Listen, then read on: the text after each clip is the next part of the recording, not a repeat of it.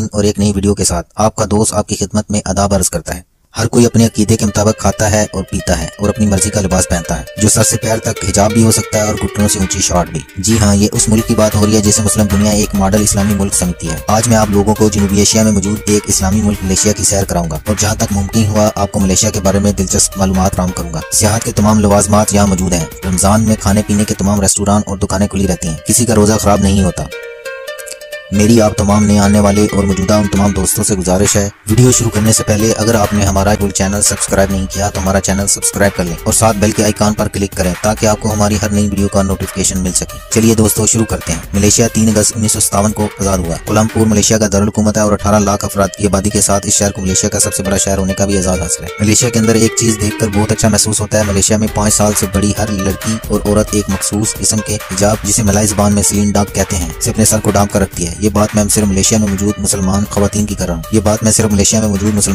कर रहा हूँ। मलेशिया की तारीख अगरचे बहुत कदीम है, मगर इस्लाम यहाँ 10वीं ईस्वी में अरब से आने वाले ताजरों के जरिए पहुंचा। इस वक्त यहाँ हिंदू मजहब और बदमत के मानने वाले ज्यादा थे। 14वीं और 15वीं सदी में इस्लाम माले में बढ़ने लगा। माले जो इस वक्त एक जजीरा था, माले जजीरे पर ज्यादा तादाद मलाई लोगों की थी। मलाई ही वो लोग हैं जो एक कसीर तादाद में मलेशिया में पाए जाते हैं। मलाई कौम में 99% आबादी मुसलमानों की है। 18वीं सदी ईस्वी में मलेशिया पर हुकूमत बरतानिया की जानिब से कब्जा कर लिया गया। जिस तरह हर मुल्क में होता आया है कि गुलाम बनाई हुई कौम में से एक आजादी का मतवाला पैदा होता है, बिल्कुल इसी तरह मलेशिया के शाही खानदान में अब्दुर्रहमान नामी एक लड़के की 8 फरवरी 1903 को पैदाइश हुई और फिर यही वो शख्स था जिसने मलेशिया की अवाम के हक में अंग्रेज के खिलाफ आजादी का लम बुलंद किया। और फिर यही वो अजीम शख्स था जिसे आज भी मलेशिया की कौम बापा मलेशिया के नाम से जानती है। तोंको मलेशिया के शाही खान के शहजादे को कहा जाता था और अब्दुर्रहमान को भी तोंको अब्दुर्रहमान के नाम से पुकारा जाता था। तोंको अब्दुर्रहमान 1955 से 1957 तक फेडरेशन ऑफ माले के वजीर आला थे। फिर 31 अगस्त 1957 को बरतानिया से मलेशिया की आजादी के बाद उन्हें मलेशिया का वजीर आजम बना लिया गया। 1960 तक वो मलेशिया के वजीर आजम के ओहदे पर फाइज रहे। 16 सितंबर 1963 को फेडरेशन ऑफ मलेशिया का काम अमल में आया तो अब्दुर्रहमान को नया वजीर आजम मुंतखब किया गया। 1965 को सिंगापुर जब मलेशिया से अलग हो गया तो यही वजीर आजम थे। 1970 को तोंको अब्दुर्रहमान अपनी रिटायरमेंट के साथ वजीर आजम के ओहदे से भी मुस्तफी हो गए और जदीद मलेशिया का बानी महातीर मोहम्मद को कहा जाता है। ये 10 जुलाई 1925 को पैदा हुए और 16 जुलाई 1981 को मलेशिया के वजीर आजम मुंतखब हुए और 22 साल तक मलेशिया के वजीर आजम रहे। उन्होंने मलेशिया को दुनिया के जदीद तरीन ममालिक की सब में ला खड़ा किया। इन्होंने मलेशिया का तलीमी निजाम तब्दील कर दिया और मुल्क को ग्रेट कंट्री बना दिया। महातीर मोहम्मद ने अपनी जिंदगी का एक दिलचस्प वाकया सुनाया। उन्होंने बताया वो 1980 में लंदन गए थे। वहाँ उन्होंने ट्रैफलगर स्क्वायर में नौजवानों का एक ग्रुप देखा। ये नौजवान नारे लगा रहे थे, नेल्सन मंडेला को रिहा करो, नेल्सन मंडेला को रिहा करो। महातीर मोहम्मद ने इन नौजवानों से पूछा तुम कितने अरसे से यहाँ खड़े हो? उन्होंने जवाब दिया 5 साल से। महातीर ने पूछा और कितने अरसे तक खड़े रहोगे? उन्होंने जवाब दिया जब तक नेल्सन मंडेला आजाद नहीं होता। महातीर ने पूछा क्या तुम्हें यकीन है तुम्हारे एहतजाज से नेल्सन मंडेला आजाद हो जाएगा? इन्होंने इनकार में सर हिला दिया। महातीर ने पूछा फिर तुम्हें एहतजाज क्यों कर रहे हो? इन्होंने जवाब दिया इसकी 2 वजूहात है। एक, एहतजाज हक की बुनियाद पर किया जाता है, कामयाबी की जमानत की बुनियाद पर नहीं। और दूसरा, हम इस एहतजाज के जरिए नेल्सन मंडेला को पैगाम देना चाहते हैं दुनिया के सारे गोरे उनके मुखालिफ नहीं है। हमारे जैसे चंद गोरे उन्हें बेगुनाह और मजलूम भी समझते हैं और उनकी आजादी के लिए कोशिश भी कर रहे हैं। ये वाकया सुनाने के बाद महातीर मोहम्मद ने बताया मैंने इन बरतानवी नौजवानों से 2 बातें सीखी। अव्वल, आप जिस बात को हक समझे उसके लिए आवाज जरूर बुलंद करें, ख्वाह आपकी आवाज का कोई नतीजा निकले या ना निकले। दोम, आप जालिम को यह जरूर बताएं कि पूरी दुनिया तुम्हारे जुल्म तुम्हारी ज्यादती के साथ समझौता कर सकती है। नजीब रजाक मलेशिया के मौजूदा और छठे वजीर आजम जो 3 अप्रैल 2009 से अब तक मलेशिया के वजीर आजम के ओहदे पर फैज अंजाम दे रहे हैं। मलेशिया में शादी से पहले हज करना जरूरी है। मलेशिया को खूबसूरत मसाजिद का मुल्क भी कहा जाता है। मलेशिया में पहली बीवी पर टैक्स माफ है। टैक्स दूसरी बीवी से शुरू होता है, तीसरी बीवी पर टैक्स की शरह बढ़ जाती है और चौथी बीवी पर टैक्स की शरह बहुत ज्यादा हो जाती है। इनकी हुकूमत का ख्याल है पहली बीवी जिंदगी की जरूरत है, बाकी बीवियां ऐशो इशरत है। अगर कोई रख सकता है तो टैक्स भी दे सकता है। मलेशिया में इस वक्त 51% मलाई लोग, 22% चीनी, 12% मकामी लोग, 7% इंडियन, जबकि बाकी दीगर ममालिक से आकर मलेशिया में रिहाइश रखने वाले अफराद हैं। मलेशिया 3,30,830 मुरब्बा किलोमीटर रकबे के साथ दुनिया भर में 40वें नंबर पर शुमार होता है, जबकि मलेशिया में आबादी हालिया लगाए गए अंदाजों के मुताबिक 3 करोड़ 18 लाख के करीब पहुंच चुकी है और आबादी के लिहाज से मलेशिया का शुमार 44वें नंबर पर होता है। मलेशिया में 62% मुसलमान, 19% बुद्ध मत के पैरोकार, 9% क्रिश्चियन, 7% हिंदू, जबकि बाकी दीगर मज़ाहिब के मानने वाले हैं। मलेशिया के बारे में अगर दिलचस्प हकायक की बात की जाए तो मलेशिया में 40,000 कबल मसीह तक की जिंदगी के साथ दरियाफ्त हुए। मलेशिया के बारे में एक बात बताते चले, मलेशिया कारोबारी हजरात को आर्जी नेशनलिटी भी देता है और फिर बाद में मुस्तकिल रिहाइश भी। इसके लिए आपका माली तौर पर मुस्तहकम होना जरूरी है। आप मलेशिया में तलीमी वीजे पर भी जा सकते हैं। मलेशिया की करेंसी को मलेशियन रिंगट कहा जाता है, पैसे के बराबर है, जो पाकिस्तानी 28 रुपए 20 पैसे के बराबर है। मलेशिया वक्त के लिहाज से पाकिस्तान से 3 घंटे आगे है। मलेशिया का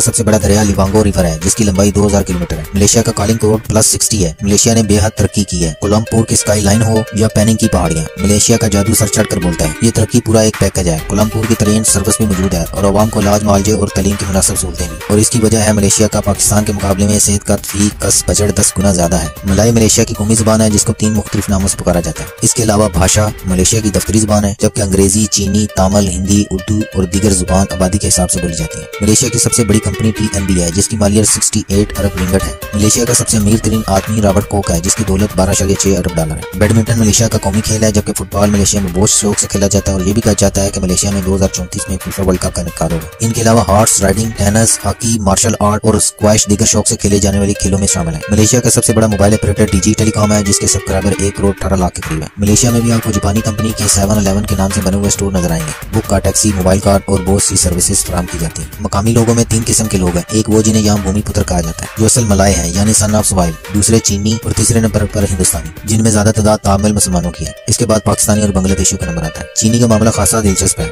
उनकी अगर 3 नस्लें भी मलेशिया में पैदा हुई हैं और इनमें से किसी ने भी चीन की शक्ल नहीं देखी तो भी उन्हें मलेशिया में चीनी ही कहा जाता है। गोया ये नस्लन चीनी है, इनका मुल्क की चीन से कोई तलक नहीं। ये घर में चीनी ज़बान बोलते हैं, चीनी खाने खाते हैं। पूरे मलेशिया में कारोबार पर ज्यादातर इन्हीं का कब्जा है। ये सियासत से दूर रहते हैं। सियासत में मलाई लोग छाए हुए हैं। मलेशिया में अगर आपको दिल की सर्जरी करवानी हो तो अमूमन खर्चा $9,000 आएगा। अगर यही अमेरिका में करवानी हो तो खर्चा $1,30,000 तक पहुंच जाता है। मलेशिया में अगर आसमान से बातें करती हुई इमारतें मौजूद हैं तो वहीं एक मिडिल क्लास शख्स भी बैंक से कर्जा लेकर अपना अपार्टमेंट खरीद सकता है और इसकी माहाना किस्त उस किराए से ज्यादा नहीं बनती जो अपने मकान का किराया अदा कर रहा होता है। यहाँ क्वालिटी ऑफ लाइफ है, आप बाइज़ जिंदगी गुजार सकते हैं। मलेशिया दुनिया में रबड़ एक्सपोर्ट करने वाला तीसरा बड़ा मुल्क है। हर साल 10 लाख मेट्रिक टन रबड़ दीगर मुमालिक को एक्सपोर्ट की जाती है। मलेशिया रबड़ ग्लव्स दुनिया भर में सप्लाई करने वाला सबसे बड़ा मुल्क है। मलेशिया पाम ऑयल सप्लाई करने वाला भी दुनिया का सबसे बड़ा मुल्क है। मलेशिया में तकरीबन साल वक्फे वक्फे में बारिशें होती रहती हैं। दारुल हुकूमत में साल में 200 दिन बारिशों का रिकॉर्ड मौजूद है, जबकि कोचंग शहर में 253 दिन एक साल में बारिशें होने का रिकॉर्ड है। मलेशिया में हर तरफ आपको सफाई नजर आएगी। मलेशिया में हर चीज बहुत सस्ती है, महंगाई का नामो निशान नहीं है। मलेशिया में पक्के सिगरेट की फरोख्त ममनू है। बेचने और खरीदने वालों को पकड़े जाने पर सजा अब्दी नींद है। पेट्रोनास ट्विन टावर को जब 1998 में मुकम्मल किया गया तो ये मलेशिया के दारुल हुकूमत कोलंबपुर में वाक़ दुनिया की सबसे बुलंद इमारत थी, जिससे ये एजाज ताइवान की इमारत ताइपे 101 ने छीन लिया था। लेकिन 2010 में ये एजाज बुर्ज खलीफा ने छीन लिया और अभी तक मुसलसल 7 सालों से ये एजाज दुबई के पास है। कैनिंग समंदर की पट्टी पर वाक़ खूबसूरत रियासत है। कोलंबपुर से तकरीबन 6 घंटे की ड्राइव रियासत में दाखिल होने के लिए 13.5 किलोमीटर तवील एक पुल से गुजरना पड़ता है, जो समंदर के ऊपर से होता हुआ आपको शहर में लाता है, जो अपनी नोयत का एक अजीबोगरीब तजर्बा है। शहर कुछ इस्लामाबाद की तर्ज पर बना है। शहर में ऊंची नीची पहाड़ियां, खुशगवार मौसम, बारिश का समा रहता है। यहाँ से पैनिंग हिल तक एक केबल कार चलाई गई है जो 700 मीटर की बुलंदी तक आपको ले जाती है। पूरे ट्रैक की लंबाई ज्यादा है। यूं समझे जैसे इस्लामाबाद में कोई मरगला की पहाड़ियों तक केबल कार आपको ले जाए और फिर चोटी से आपको पूरे इस्लामाबाद का नजारा करें। मलेशिया की सरहदें थाईलैंड, इंडोनेशिया और ब्रुनाई से लगती हैं, जबकि सिंगापुर जाने के लिए एक पुल बनाया गया है जिससे आसानी से सिंगापुर जाया जा सकता है। सबसे ज्यादा मलेशियन शहर के लिए सिंगापुर में ही जाते हैं। मलेशिया को सांपों का मुल्क भी कहा जाता है। दुनिया का सबसे बड़ा कोबरा सांप भी मलेशिया से ही पकड़ा गया था। मलेशिया में सांपों की बेशुमार अक़साम पाई जाती हैं, जिनमें ज्यादा तादाद कोबरा नस्ल की है। मलेशिया की रियासत सरबाक और सबा के अपने इमिग्रेशन कवानीन है। तमाम मलेशियन को इन रास्तों में दाखिले के लिए मलेशिया का पासपोर्ट होना जरूरी है। मलेशिया के बारे में बेशुमार मालूमात होने के बावजूद हम आप तक इतना ही पहुंचा सके। आज की वीडियो आपको अच्छी लगी तो लाइक पर क्लिक कर दें। अगली वीडियो तक मुझे दें इजाजत। अल्लाह निगहबान। अस्सलामु अलैकुम व रहमतुल्लाहि व बरकातहू।